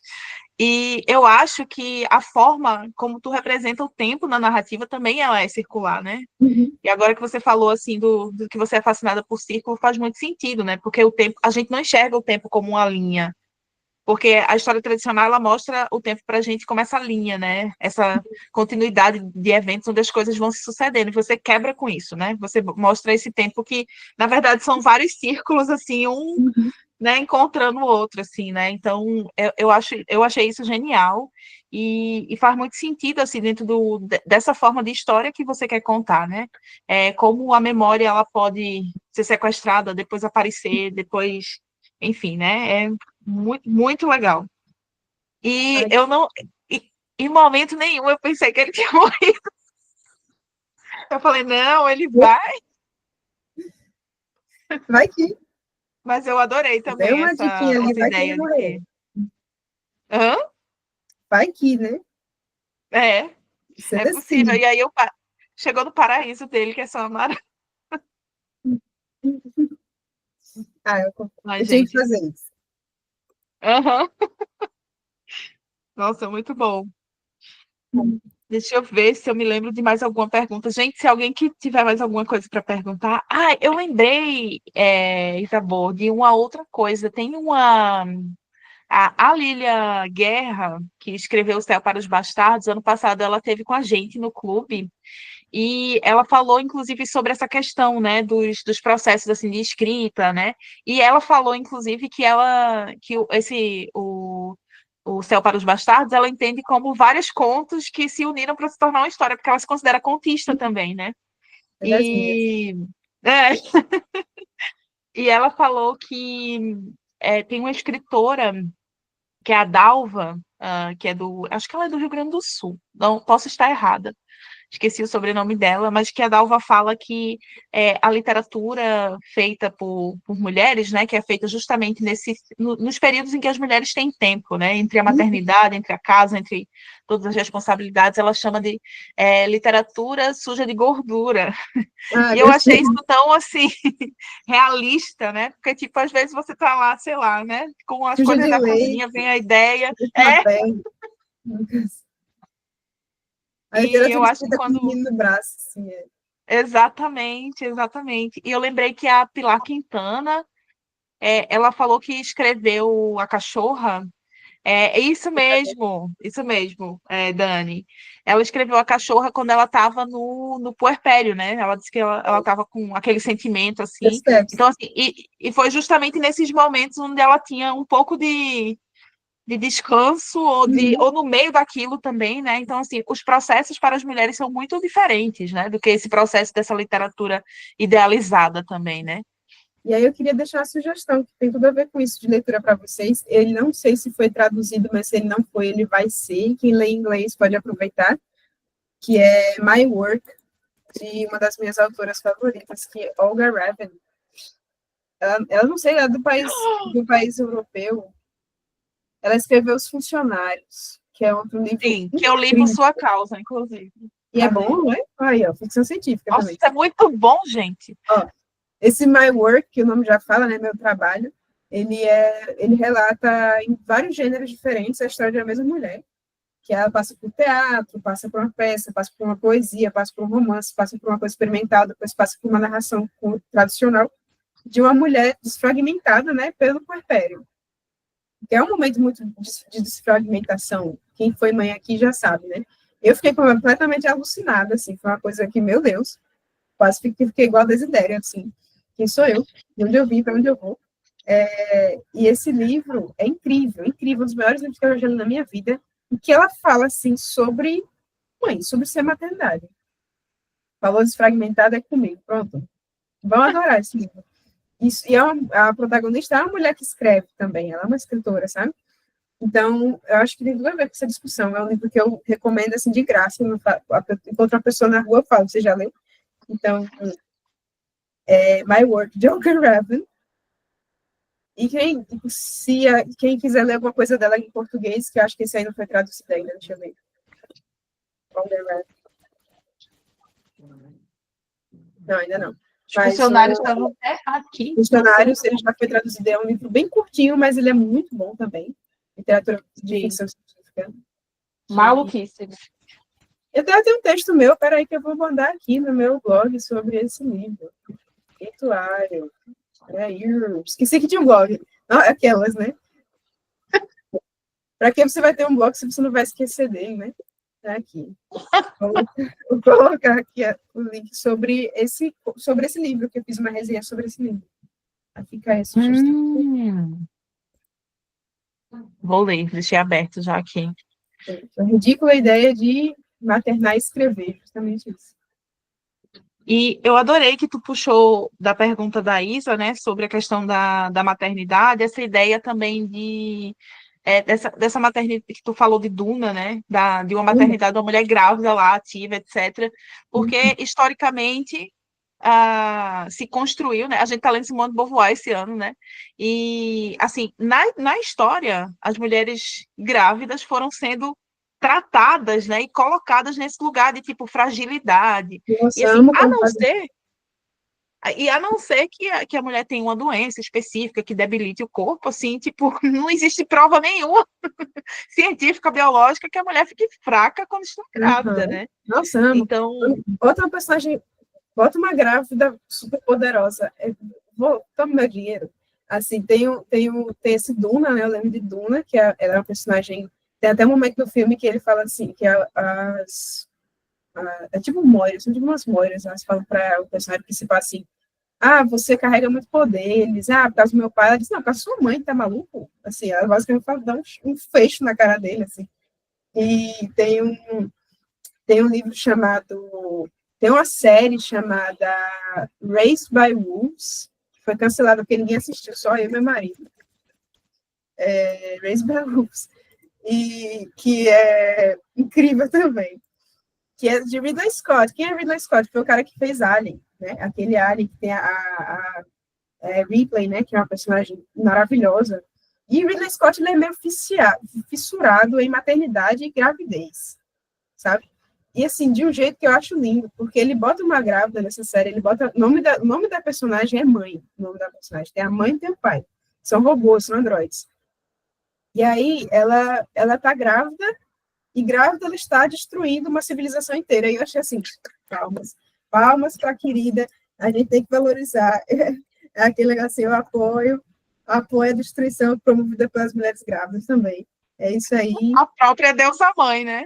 É, Destruindo sem civilizações. mais, Eu dou a vida sem e eu mais, tiro sem mais. também. É assim, é.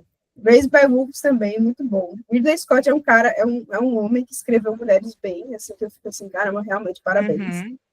E aí ele tem esse e tem outros também. A Alessandra tem as mesmas referências que eu, né, Alessandra? A gente Aham. o nome dessa série é Raised by Wolves. Raised by Wolves. Amo, mas só teve 2 pessoas que assistiram. Foi eu e minha esposa, mas ninguém, é cancelado. Nossa, gente, eu tô aqui reolhando as minhas notas também, né? E tem, assim, você tem frases muito boas também, né? Essa aqui, é impossível ser revolucionário quando se procura comida no lixo. É fato, fato, fato. Sim. Maravilhoso, maravilhoso. E que tem toda a ligação com o que Isa falou, né? Do, assim, não tem você não tem a garantia do mínimo, né? Então, assim, como é que você vai lutar por alguma coisa, vai ser revolucionário? E eu fico pensando assim, se a gente pensar o livro da Carolina Maria de Jesus, né? O Quarto de Despejo foi Sim, escrito durante a ditadura, né? sim. Né? Um pouco antes, mas depois nesse período que estava sendo levado até esse. Então, assim, a população passando fome, né? Vivendo grande parte da população brasileira vivendo num processo crescente de favelização, né? De muita fome. A gente tem um período de muita fome no Brasil e um período em que a gente tem subnotificação, mas que muitas pessoas se matavam por conta assim, de desesperança total, né? Uhum. Então, isso aqui é muito simbólico. Mas, recentemente, Isabel, eu participei de uma banca da Manuela Veras, né, que ela escreveu sobre esterilização compulsória no Brasil durante a ditadura militar, né? E ela mostra, por exemplo, na pesquisa, que o Nordeste foi um dos alvos principais dessas políticas de esterilização compulsória, né? Norte e Nordeste e Centro-Oeste, principalmente, por uma questão racista, eugenista, né?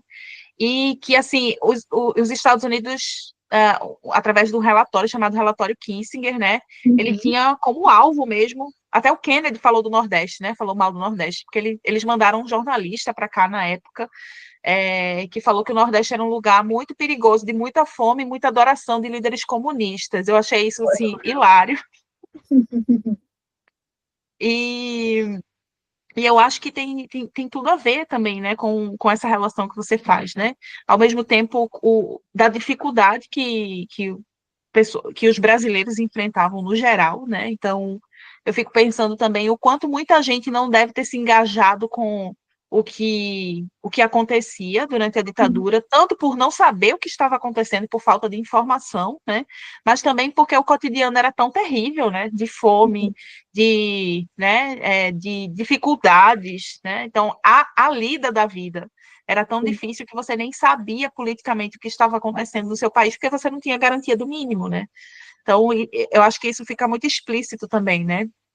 Essa parte também, inclusive essa parte dele morando na rua, foi totalmente proposital, porque existe aquela coisa, então por que ele simplesmente não deu jeito de voltar, ou não deu jeito de continuar lutando em prol do seu país no Brasil mesmo? Ele estava passando fome. Ele não tinha dinheiro, ele não tinha trabalho, ele não tinha casa. E passar por isso seria irreal. Eu sei que a gente se permite tem uma grande liberdade de irrealidades no realismo mágico, mas algumas coisas a gente tem que se aterrar, né? E aí, no caso, eu quis focar nisso. Tipo, ele vai aos poucos, ele vai se reconstruindo, ele vai trabalhando em subempregos, ele vai comendo do lixo. E aquela coisa, tem até um momento que eu falo assim, é tão difícil tomar um banho, porque é uma coisa que me marcou muito quando eu estava lendo Maria Valéria Rezende, que ela tem um livro que acho que é 40 dias, que é sobre uma mulher que fica na rua, né, 40 dias. E aí, a dificuldade de tomar um banho, sabe? A dificuldade de você se assear, essa coisa assim. E aí, eu queria botar isso, foi de propósito que eu queria colocar isso no livro também, sabe? Sim. Tipo, ele não tem, como é que ele vai lutar se ele não tem o mínimo, né? Ele não tem banho. Tipo assim, e os contatos que ele teria quando chegou aqui não reconhecem ele, não reconhecem o país dele, né? Ele tá então ele completamente perde tudo. E foi assim, acompanhar, foi muito angustiante também acompanhar isso, né? Mas quando ele chegou ali na casinha para ser jardineiro daquelas senhorinhas, né? Eu falei, ufa, né? Ele vai ter o mínimo do mínimo agora, né? Foi proposital Já, também, assim. E essa cena das senhorinhas eu gosto muito também, porque elas também perderam alguém para a ditadura, mas eles não falam sim. sobre isso. Elas só tem um mural cheio de fotos de um rapaz que foi estudar no Rio de Janeiro, eu acho, e nunca mais voltou. E elas falam, nossa, mas ele vai voltar, ele é muito inteligente, não sei o quê, não sei o quê. E aí você vê que existe uma tensão de luto naquela cena, e que em um momento ele diz que ele entende, ele percebe, ele olha para aqueles fotos e ele faz, ele sou eu, ele é igual a mim. Nós Sim. somos dois perdidos. Nós temos gente lutada por nós dois em algum lugar do mundo, sabe? Sim. Nossa, perfeito. É verdade. Inclusive, e que eu queria colocar essa cena também porque falar um pouco da ditadura do Brasil, não só da ditadura fictícia deles, eu queria falar Sim. do Brasil Se de uma maneira mais conecta as duas, explícita. né? Uhum, É um desaparecido, né? uhum. E a outra coisa que eu fiquei pensando enquanto tu respondia a Isa foi porque eu escrevi um texto sobre o filme, que eu adoro esse filme, que fique claro, que é o Ainda Estou Aqui, Eu não mas. assisti, mas eu li. Ah, tá. E eu fiquei pensando muito nisso quando tu falou, né? Porque sempre a coisa que mais me incomodava é o quanto as mulheres só aparecem como a mulher do guerrilheiro, a mulher do, né, do desaparecido, né?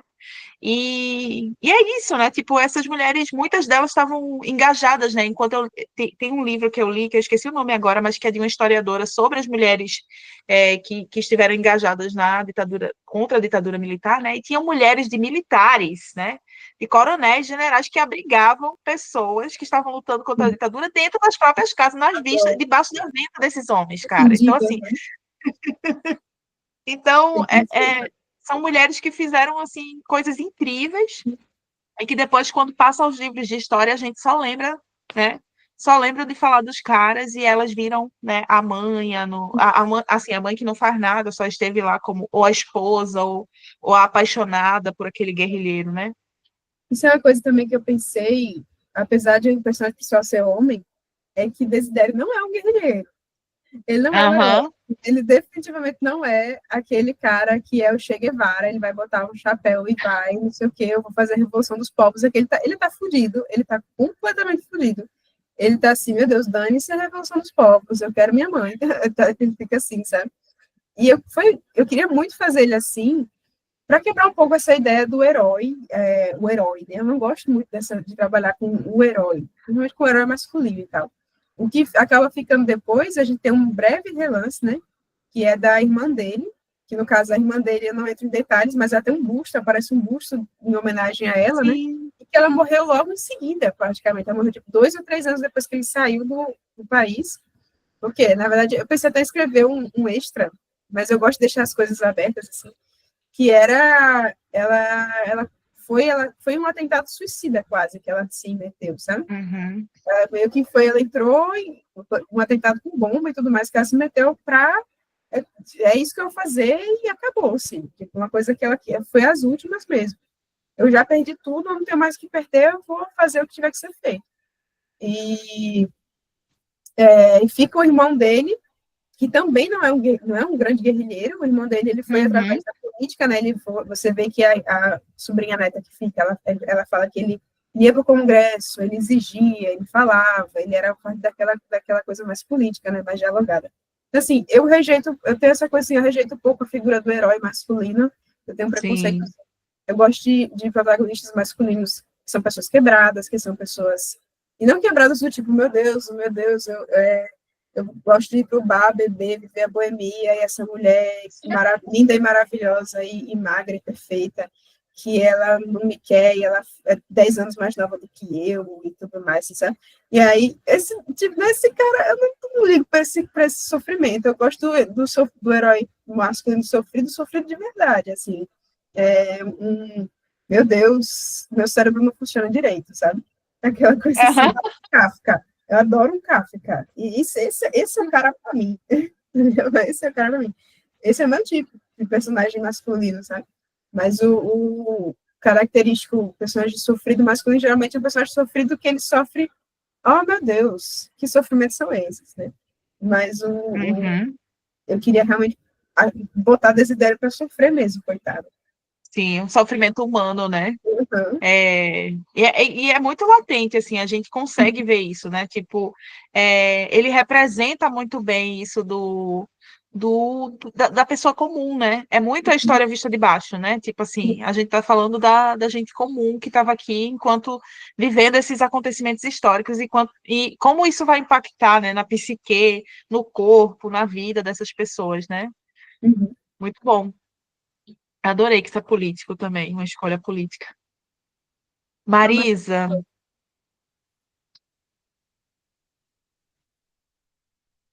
Conectando com isso que você disse, Suzana, eu não terminei, cheguei até ele sair da prisão, mas o que eu quero dizer é isso, Isa, que coisa mais maravilhosa é ouvir o spoiler da própria autora, e eu quase Eu tenho chorei spoiler. aqui. Os olhos encheram de lágrimas, porque você falou que Leia, ele leia, vai voltar. leia, vai ser bom. Um momento. De verdade, foi o melhor. Eu não ligo para spoiler de qualquer forma, mas esse foi muito bom. Spoiler foi bom, que bom. Esse E spoiler mereceu.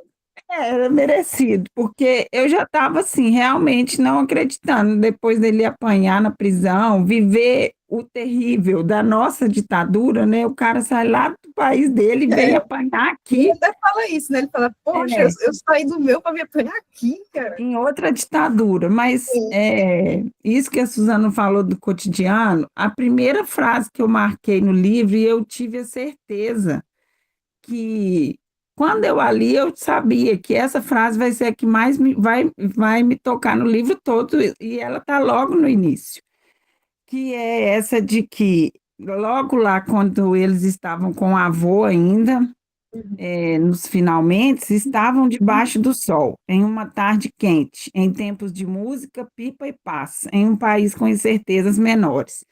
Ah, eu quase abri a boca a chorar quando eu li essa frase. Essa pipa, então, Sucesso. me mostrando as crianças, ele com a amiga, né? Que eu fiquei lembrando dele com a amiga. E até onde eu cheguei até agora, não tem frase que se supere a ela, mesmo essa parte que supere essa, da mãe. Porque é assim, não tem como explicar, mas quando eu li essa frase, eu senti que ela seria a mais importante para mim no livro. E não é todo livro que eu tenho essa sensação. Eu acho que eu vou encontrar outras, né? Eu sei que eu vou encontrar outras coisas à frente, mas essa me marcou muito e eu, agora, Suzana falando, eu conectei com isso, né? De que é a vida cotidiana, é a vida comum que eles perderam e que foi tirado de todo mundo, né? Não só dele, mas quando ele saiu do país, eles já tinham perdido essa possibilidade da vida cotidiana. Obrigada pelo seu spoiler. Obrigada por você ter vindo conversar Obrigada pela comigo. leitura, Marisa. Eu adoro essa frase também. Tem algumas frases que a gente pensa mais para escrever elas quando a gente está fazendo. Porque eu queria muito marcar essa coisa de as coisas não voltarão a ser como eram antes. E isso vale para a vida comum. Por exemplo, que saudade dos meus irmãos, nunca mais nós vamos voltar a viver na mesma casa, né? Que ele sente isso também. E é uma coisa um pouco. Ele tem ainda ele tem três partes, né? O personagem ele tem três momentos da vida dele, que é ele Dezinho, quando ele era bebê. Não, ele Desi, né? Que é o nome que ele tinha quando era criança, ele era Desi para os amigos dele, para a família dele. Depois Desidério, que é o nome sério, o nome de adulto dele, nome oficial, né? O nome que está no documento. E seu Dezinho, que é quando ele fica idoso, né? E esse Desi, que a gente vê só uma vez, né? A gente não vê muito, a gente vê só em um capítulo, que é ele criança, ele é a âncora, assim. Ele tá, é aquela coisa que ele vai sempre lembrar daquele gosto da goiaba, daquele tempo de pipa, daquele momento em que parecia que sempre seria assim, que o mundo sempre seria assim, que nada poderia afligir essa estrutura maravilhosa que ele tinha em casa, sabe? Que eles eram invencíveis, né? Que é a sensação que até isso aí eu escrevi antes da eleição de Bolsonaro, né? Que a gente não sabia como seria. Porque o cara já chegou lá dizendo que ama ditadura. Né? A pessoa já fica assim, cara, o que é que vai acontecer? Então você já fica com essa incerteza, será que eu vou? Será que meus familiares vão estar comigo ainda, né? E acentuado pela pandemia também. Que na época da pandemia existia, a gente hoje em dia conseguiu superar um pouco isso, mas como uma resposta traumática, né? De que a gente passou por uma coisa tão traumática que a gente teve que bloquear a nossa mente. Mas, assim, a gente não sabia como iríamos sair, quando iríamos sair e quantos iríamos sair vivos daquele lugar, né? Então, assim, essa incerteza, eu queria muito, eu fico feliz de ter conseguido transferir isso um pouco para o Sam Amaranto, porque ele sofre muito pela memória, e ele fala muito sobre isso, que ele às vezes fala, eu queria não ter essas memórias, mas se eu não tivesse essas memórias, o que é que eu ia ter, né? Fico feliz de ter traumatizado vocês. Ô, Isabel, eu acho que tem uma frase aqui que complementa isso que tu falou e que Marisa falou, que eu gostei muito dessa frase, está na página 9, que ele diz assim, que você fala, né? Ainda não existe em desidério a consciência da mudança inevitável das coisas, que acometem todos em maior ou menor grau. Sim. E é incrível, né? Hoje a gente estava, quando eu estava jantando com a minha família, a gente estava lembrando que meu avô faleceu em 2008, no dia de São João. E a gente estava lembrando dele, né? E eu fico pensando, cara, nessas épocas, né? Quando a gente é um pouco mais novo, né? Adolescente ou criança, a gente realmente não tem essa consciência da impermanência das coisas, né? Isso vai atingindo a gente ou crescendo na gente à medida que a gente vai adultecendo, né? E quando Marisa falou disso, né, da questão dessas lembranças, né, das doces lembranças da infância, do cheiro das coisas, né, dos sentimentos que ele tinha, e quando você diz isso aqui, né, que ainda não existia nele essa consciência da mudança inevitável das coisas, né, eu acho que isso complementa bem, né, esse pensamento aí dele tomar essa consciência, né? E de uma forma bem traumática também, porque é principalmente através desse trauma coletivo, né? Que é uma ditadura, enfim, né? O que mais, gente? Alguém tem mais alguma pergunta? Estou gostando muito. Ai. Eu acho que eu fiz todas as minhas. Se vocês não tiverem mais perguntas, a gente já pode ir se encaminhando para o final também para liberar a Isabel, né? E podem me mandar perguntas também depois pelo Instagram, se esqueceu e lembrar depois. A gente conversa lá também.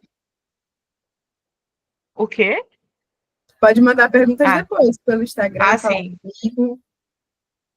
Sim, mas Vai lendo, contei a história do livro todinha, enfim. Vê o seu próprio risco. e uma coisa que eu gostei também é que a gente soube mais da Yolanda que estava na sua cabeça, que não está no livro, né? Sim, Tipo, porque assim, a eu gente pretendo escrever sabe mais. dela, aham.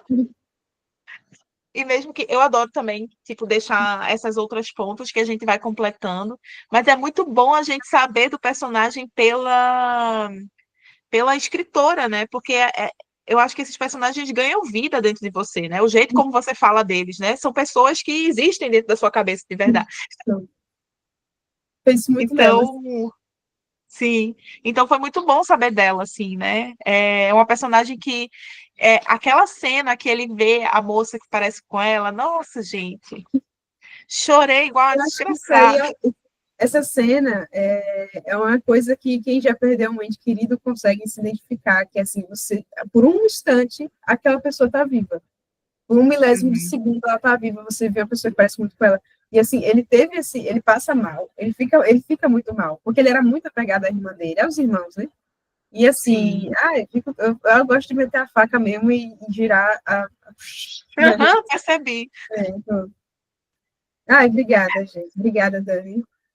Fico feliz que quem Ai, escutou sem ler ainda quer ler sim. a Eu acho que experiência. tem várias meninas que estão na metade, que falaram lá no grupo, que estão lendo, né? Eu queria te agradecer de novo. Acho que, assim, foi mais incrível ainda do que eu estava esperando. Já esperava que fosse incrível, mas foi muito bom. Então, te agradecer não só pela escrita do livro, mas por ter topado, né, vir aqui conversar com a gente, né? Foi incrível, assim.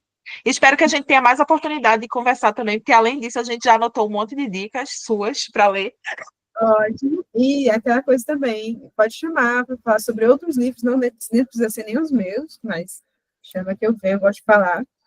E Chamarei. agora, só uma pequena correção, a versão física do livro ainda não existe. Ela vai existir em agosto. Então, quem quiser Uhum.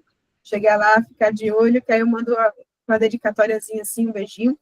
A Ah, versão física vai ficar muito bonita.